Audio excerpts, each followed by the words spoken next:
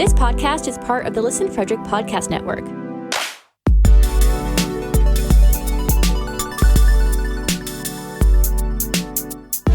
To learn more, visit listenfrederick.com.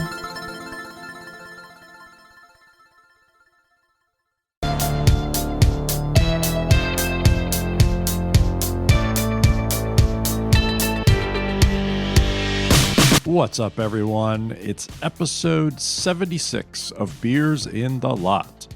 This week, Aaron and I went on a short trip up to a mountain pond for a short skates. So we discussed that and some other winter fun we've all had over the years. Then Jonny just had to bring up the rumors that Evander Kane may be headed to the Caps. And we compared some of the health habits of the current NHL legends and some of the more prominent historical figures in the NHL. So let's crack those beers and have some fun. Crack. Did mine crack? Aaron's poured. I heard it. I sensed it.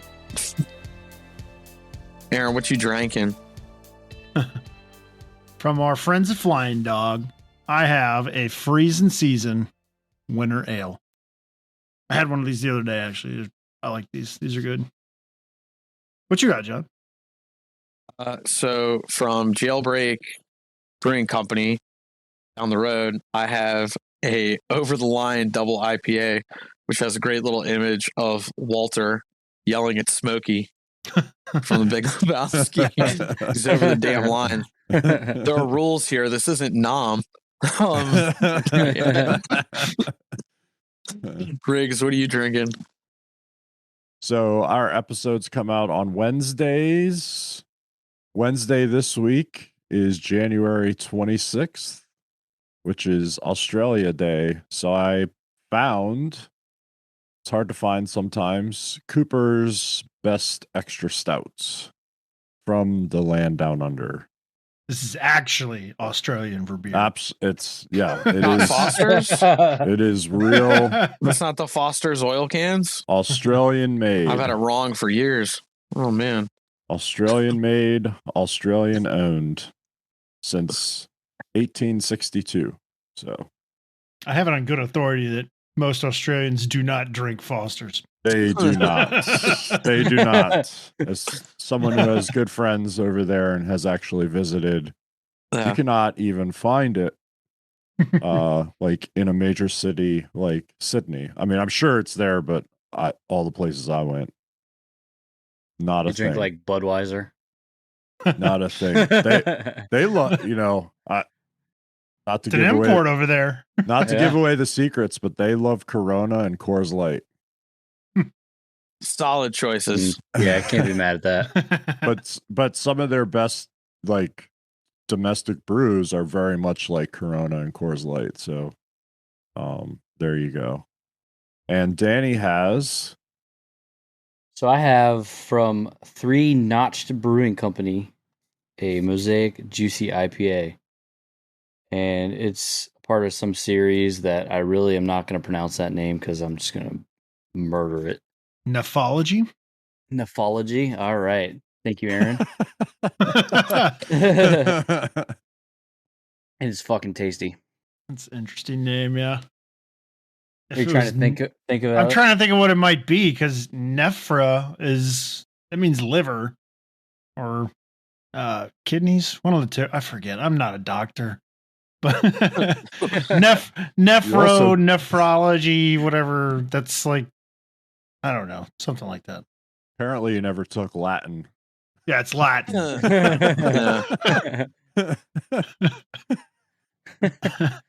Didn't offer it at my school.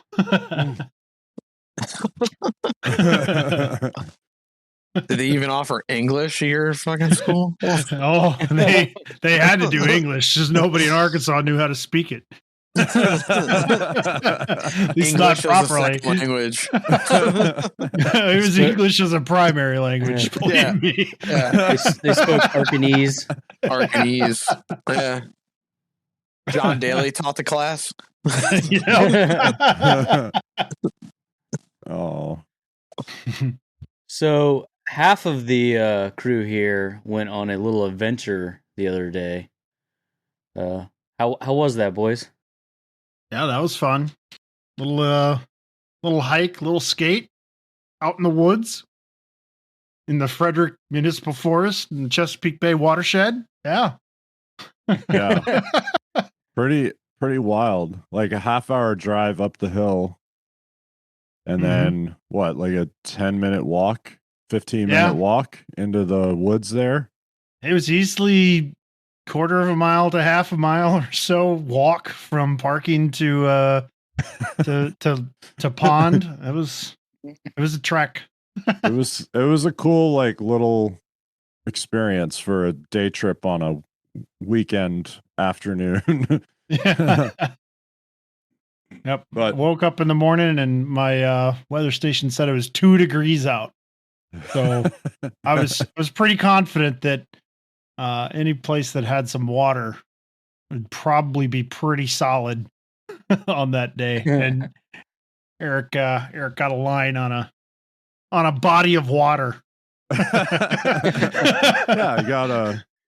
I had a anonymous source send me a text message. Actually, somebody who listens to us sometimes sent me a text message that some other hockey playing friendos in the area visited this pond or lake. That's probably considered a pond, right? It wasn't that big. It's pond size, but it's named lake. Yeah. And they were there the week before, and the ice was good. So I was like, let's go check it out. Oh, did they skate the week before? Yeah, a couple people did. Oh, wow. I didn't think it was that cold. Yeah, I did. Well, I'm not sure how safe it was a week ago. Yeah, I don't know. I think if it's shallow enough, right? If it's shallow enough, it probably would have been fine. I'm pretty sure minimally there was 6 inches of ice when we were out there for sure. Yeah. And if not, like frozen all the way to the bottom in spots. Because when you know, John, like when you step on it and there's still water underneath, it sounds hollow. Oh, absolutely. It didn't have that sound. It had that like almost like a non-drywall knocking sound. Yeah. Yeah. You're knocking on a stud. Yeah. That is goofy as it sounds. Yeah. Like drywall. There's probably water underneath. Sounds like a stud's directly there. Probably good to go. Please do not use that as like the actual scientific method for seeing if please don't. Oh, the stud finder's going off, so it must be good to skate on. No, people. There's a reason why I wait until I hear about other people going first. Like, so how long have you guys skated on it? Did anybody fall in? Okay, I think we're good. Even when we were out there was a couple spots that just kind of looked suspect, and Puck went over there one time. I laid flat to use my stick to hook it out. I wasn't going to risk it. I don't know how deep this thing is. There was talk that maybe it was a swimming hole at one point. So why risk it? But it was lots of fun. Ice was pretty soft because I think it was in the mid-20s when we got out there, so the ice was very soft, but direct sunlight. Yeah, direct sun, so it was definitely soft, but it was still loads of fun. There was some rain and snow earlier on in the week, so it was a little like the ice was pebbled. Yeah. It was more like the pucks would curl. Yeah, on the ice, like the curling rink. Yeah, the pebbled ice. That's right. So you got to make sure you put the right spin on it. Yeah. And you need a sweeper. Lots of snow too. I mean, when it's pebbly like that, Eric brought the shovel out and it basically did nothing. Did nothing but create more snow. So it's like, okay, boys, saucers only today. Well, actually, it Aaron, it's funny you mentioned like saying saucers only. So this was, this is a good 12, 13, maybe even 14 years ago, right when I was of drinking age. We had a major ice storm in Maryland. I mean, it shut everything down for like 3 or 4 days. There was 5 to 6 inches of ice everywhere. Aaron and I at the time were employees at the rink, Danny as well. And Danny and I were kind of like trapped at Aaron's house for like a good 2 or 3 days before the plows came. And we actually went out in Aaron's backyard, which had a little bit of a grade. I mean, it wasn't flat, but it wasn't complete. We were actually with our actual hockey sticks throwing sauce out on this sheet on the top ice. of the snow that had a coat of ice over it. Ice. We were like saucing pucks and throwing it around. It was so funny. And even Aaron's dad's like, "You guys should get your skates." And we're like, "No." We'd go right through it. But we were actually standing on the ice. We weren't going through, and we were just kind of messing around. I mean, we're out there for a while, just kind of like just messing around, passing around in between video games and stuff. I mean, it was around that time. Yeah. And Aaron was like Silver Surfer going around the house, like down the hill, like sliding on his feet. There was, oh my gosh, there was a little bit of a grade in places, so you get a little bit of momentum going, and you could slide for 50 yards, well, then, or into a fence. We actually came by my house. Because we have like a big hill leading to the soccer field, and we came at like 10:30 at night. So there's like one street light right by the sidewalk that kind of goes down this hill. You actually physically can't see the hill at night. And Aaron would go down on the saucer he bought. He went to like 3 Home Depots or something to find like, right, Aaron? It was like a saucer. You're looking for like a metal saucer. And he went down, and the funny thing is, after like 20-30 feet, you couldn't see him, but you could hear him slide across the ice. We're like, we don't know how long. I remember looking at Danny, I'm like, is he still going? Like, can you hear him? Like, was this the same one where you was, because the hill was not like, we say hill, it's more like an embankment where it's like the road is up going alongside of a soccer field. And this embankment that's really maybe only 15 feet tall, but it's just super, super steep. Yeah. Like maybe, I don't know, 40-degree angle or something like it was really, really steep. Oh yeah. And you guys picked the line, and I'm like, this doesn't really look like the best line to go down, guys. This is probably how you're going to break a leg. And if I recall, what I said. What'd you say, Dale? I said, just go, and then I jumped on the sled and went. And nearly broke your leg. There was a big like jump in the middle of like the embankment, and dude, I just fucking ate it.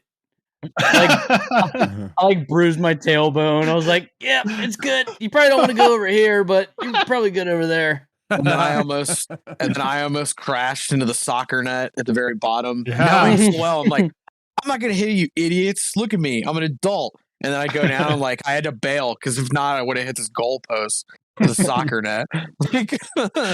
That's right. Because we just heard you bail and heard the sled keep going. Yeah. It was like, and then you had to chase it down. Yeah. It was, around the same time as like Jackass, 15 at that point. They're on like 77 right now. But yeah. It was around the same time with Jackass and stuff, so we had fun. We should have brought the sticks out there when we went because it was all ice too, and it was flatter. Good times. We don't quite have the same ODR experience that some of our Canadian listeners get, but now and then we get some ice to skate on. Got to take advantage, right? Yeah, last time was 4 years ago, so. I unfortunately couldn't make it work. Yeah, I wanted to be out there. It was short notice, man. We had to get the rapid reactionary force together and get up there quick. Gathering intel. The intel and comms officers couldn't attend, unfortunately. So we had to send the sniper division and the grunts in. So definitely a fun time, though. What's happening elsewhere in hockey? Had a tilt Friday night and a tilt Sunday night. That's about it. Oh, there you go. Oh, yeah. Yeah. Busy Yeah. You would boy. have been skating 3 days in a row if you'd made it to the pond then. I know. Well, that'll be the case the weekend of the 5th. That's correct. It'll be Friday, Saturday, yeah. and Sunday. I'll be joining Danny on the Trio Grande skate weekend. So it'll be fun. Riggs, how do you feel about the Capitals possibly signing Evander Kane? Being as there's all these goaltending rumors swirling around as well. Okay. Just hockey. Just hockey. That's all we're talking about. Okay. He is a talented player. However, the move wouldn't make sense. They don't need him. They're fine. And that's been proven through injuries, illness, COVID protocol, etc. The lineups that they put together by bringing guys up, stashing them in taxi squad, moving players around. They're okay. They do not need to make a move at any of the forward positions, in my opinion. So just hockey wise, I don't think it makes sense.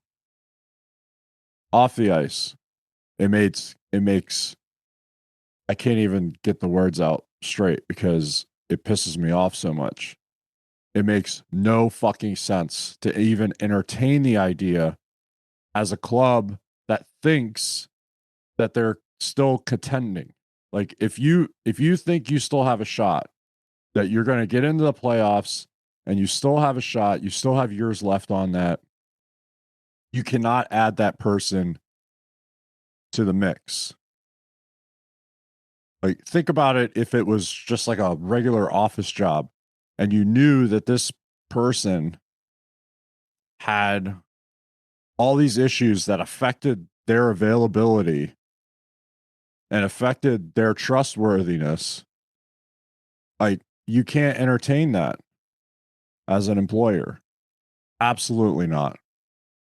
Yeah, it's a lot of baggage. I mean, the guy's he's almost for his entire career, I think he averages about a half a point a game. He's like 12 or 15 minutes shy of 1,000 penalty minutes in his career. So the guy has no problem defending himself, tough guy. Power forward when he's on the ice and available, but unfortunately, there's a lot of baggage that comes with this one. So I don't also know why Edmonton's entertaining it. Like, I understand the idea, like shake it up, get a little depth, but that's not the issue there. Like, No. it's one of the issues there, but it's not that high up. That you would take on that risk. Correct. Right? Because it is a risk. That a personality, It's absolutely a risk. personality Yes. like that could come in and upset. There is those players still believe the whole Draisaitl will blow up with that one writer or reporter in the availability last week is proof that the team, they are, to a player, they're so laser focused on trying to get to where their potential is, and they're very frustrated with it. But you can't take on that risk to try and get better and get to wherever they're supposed to be. It doesn't make any sense. To me, that shows desperation. Like they have no other answers. Yeah. And that's the kind of club that he might have a place in, is a club that is desperate for anybody who can put points on the board. And that's Edmonton right now. I mean, Right. it's understandable that they would entertain the idea, but you got to think that it's very heavy. It's a very heavy decision about whether or not they should allow that into their locker room, basically. And no matter what club has Evander Kane's name on a short list of players to watch, right? And you take away like his individual personal things like the gambling stuff which all the players gamble. Okay. Just some of it is more detrimental than others. The legal stuff, okay, let's just take that away for now. He lied to the club. Mm-hmm. He lied to the club. And if you know that happened, you cannot, if you're a team that is in contention, even if you're not, like that has to be a big factor in your decision here. Right. To take on the risk of somebody that's already lied to an NHL club. And two, the one thing I don't think the NHL is doing their own investigation about it now, because apparently he had that flight with COVID to Canada from the United States. But the thing that I find kind of egregious, subtract the first COVID strike, if you will, with the fake vaccination card to the Sharks. He's in the AHL on the Barracuda team to try and get back to the NHL. And he has, the two mistakes down there where apparently he took the flight without proper medical / team advice. And then he also, apparently there was either a miscommunication or something about when he was returning from this trip. Like, you're on your, second or third chance already with San Jose, and then you do that. Of course, San Jose is going to, file for a motion to terminate your contract. And I know the NHLPA was going to file agreements because it's very tricky.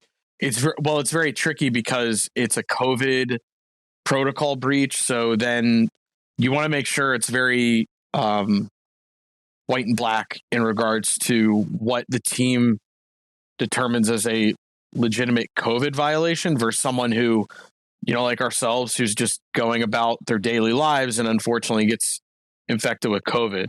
And then you don't want teams, being able to, start terminating contracts left and right. Yeah. San Jose, at the end of the day, not saying it. I'm sure San Jose would prefer to have a perfectly good, law-abiding Evander Kane on their roster because he is a contributor. They could use it, but it also clears cap room for them. Like, that's kind of the one thing no one's really talking about. Now, not that San Jose is at the deadline going to stockpile, talent to try and make a run to the cup or anything. It's not going to be like that. It's over the course of the next couple of years, they free themselves of a contract, but also at the same time, you got to think like they lost a player. It's not like a fourth line guy. I mean, he's a really good NHL power forward. Like, that's the other thing. He probably needs a better support staff around him, unfortunately. I mean, for whatever reason, and he's one of quite a few professional athletes that just make poor decisions. Unfortunately, it sucks. That's 100% true. Like, he is definitely talented. He has shown that he's capable at that level and in the league. But at this point, I don't think he's somebody that you can sign. Like, I think, I hate to say it this way, but it's still San Jose's problem right now. Yeah, absolutely. And, they got to figure it out, and he's got to figure out what he needs to do individually to get back to the league. Because talent-wise and what he's already proven, he should be in the league. But the off-ice stuff it takes away from all that. It doesn't matter. Yeah, and I think if it was subtract everything off ice, let's just say it never happened, put that in a vacuum somewhere else, all 32 NHL teams would be calling for his services. Sure. Yeah. Absolutely. There's not a team that wouldn't go in a perfect world go like, yeah, I want Evander Kane. Every single team, it's not even a question. But, these players are making, I mean, I know Dallas is having issues with John Klingberg because John Klingberg wanted a longer-term deal similar to what Tyler Seguin and Jamie Benn had. And apparently the Dallas management and ownership doesn't want to commit long-term due to the injuries, unfortunately, that Seguin and Ben have had on their bodies. And they don't think Klingberg, given his age, is a guy who can handle an 8-year contract. Obviously, I'm not here to say whatever regarding that, but John Klingberg, up to this point, great NHL player, no injury issues, but that just shows you what NHL teams are dealing with. They're like, we already have to invest in these guys on ice production. They're kind of, let's call it cohesion in the locker room. And then also, too, it's a big part that no one really talks about, the durability of their bodies in general. Like fluke stuff happens all the time.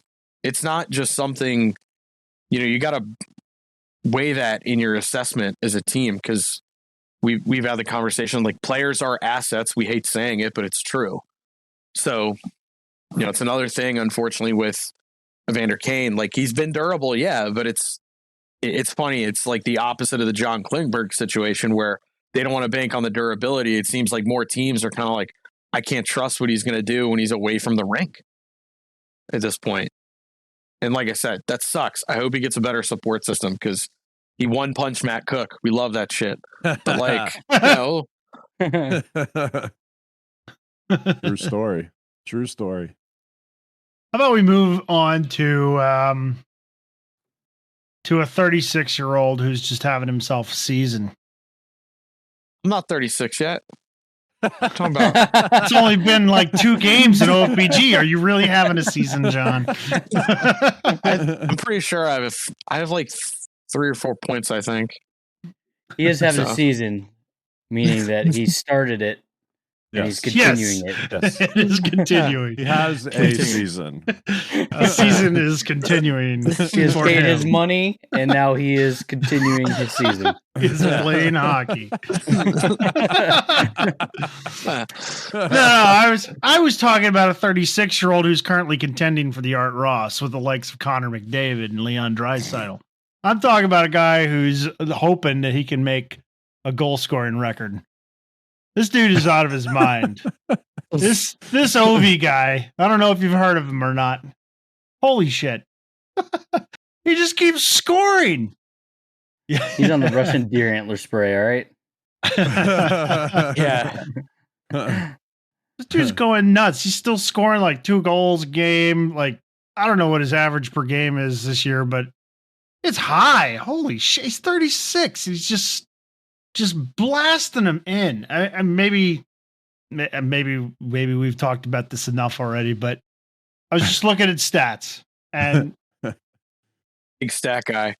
this fucking guy has 58 points through 43 games, and that's good for first in the league. Like, he's tied with Huberdeau as one fewer game played, and Draisaitl has 58 too, I think, with 37 games played. So, I mean, maybe he needs another couple games, but he hasn't been a COVID protocol to slow him down, I don't think. So, Right.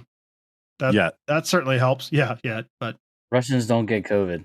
Well, tell that to Dmitry Orlov and Evgeny Kuznetsov twice, and well, it's gone through that roster twice this season already. It's funny you mentioned that. Did you see all the nonsense? So Keith Yandel ties Doug Jarvis's record as we're recording for most consecutive games played. There was like this rumor going around, line, hint, hint, wink, wink, that they're taking Keith Yandel's tests every day and then throwing them in the trash or whatever, just because they want to keep the record going. Phil Kessel's right on his heels, though. I was about to say, there's a couple guys in the league who are going for like Iron Man records and stuff, and Phil Kessel's one of them. I think Jordan Stahl, was in the mix until he had an injury 10 seasons ago or something. But he's like, these guys, they just don't miss games. And I really wonder how that's going with COVID stuff, especially on some of these rosters where that guys are getting COVID. And these guys aren't, though. So it's kind of weird. But yeah, I mean, maybe they're just built different. Well, Phil definitely. Phil is built different. Phil is definitely built different. He doesn't overtrain. In the words of the great John Daly, you can't pull fat. That's right. Maybe that's what he's doing. He's having like 17 Diet Cokes from McDonald's every day and stuff, just like JD. Oh, he switched over. Yeah, that's right. Dropping a couple LBs. Yeah, he'll drop a couple LBs because he still has to hit it with his boy, Little John. Was it Mario that said I know Like what you're going to say. It was they Mario. They Yeah. asked him coming into a season, like, did you do anything differently to get ready or something like that? And he goes, well, I stopped putting ketchup on my fries. So it's funny you mention that. So like when he moved to Pittsburgh, he had an apartment. He would get takeout apparently like 4 or 5 nights a week. And it would be like pizza, burgers, whatever. The only time he would have a home cooked meal is when like guys would invite him over to dinner. Other than that, he would just walk in like, hey, I want a burger. Hey, I want pizza or whatever. And then apparently when his then girlfriend, soon to be wife, moved in together, she like would bake a ton of stuff. And that was like his diet. Oh, She would my. cook, but he would eat like cookies and stuff. Oh. Meanwhile, he was Oh, getting sounds like Aaron. 4 or 5 points a His night. wife Yeah, likes to bake, right? that's right. I just want to take a second to point out that we've come full circle. And at the beginning of the podcast, John Daly was teaching my kinfolk in Arkansas how to speak English. And now he's one of the most quotable. Yeah. JD references tonight. Well, there's a lot of synergy between hockey and golf. So Oh yeah, Oh, yeah. absolutely. the figures in golf, John Daly, Tiger, John Daly's a beaut. Lefty, Yes. like all these type of guys. Bugsy, Yeah, like they're a lot you like suck, DeChambeau. they're a lot like hockey players, right? So a lot of it makes sense in the different contexts. Possibly one of the top most quotable Arkansans, John Daly there. Absolutely. Did he play hockey? No, if he did, he would have been in the top 50 though. You know who the second one is, right? Aaron Michaels. Aaron. No. Right. No, I was going to say No. one of the most quotables is, well, we're not a political podcast, so we can't say the other quotable Arkansan. But we also have Johnny Cash, so there's that. or probably one of the many head football coaches for the Razorbacks, I'm sure, would be up there. Yeah, they have a few. Absolutely. None as quotable as John Daly, though. And with that, episode 76 is in the books. Thanks so much for joining us and listening this week. A lot of what we talk about on the show is actually directly from the running conversation that we have on Discord. So if you want to be a part of that conversation, head over to beersinthelot.com/Discord. We have a lot of great friends and listeners in there. It's a lot of fun. Check it out. beersinthelot.com/Discord. If we don't see you there, we'll catch you next week.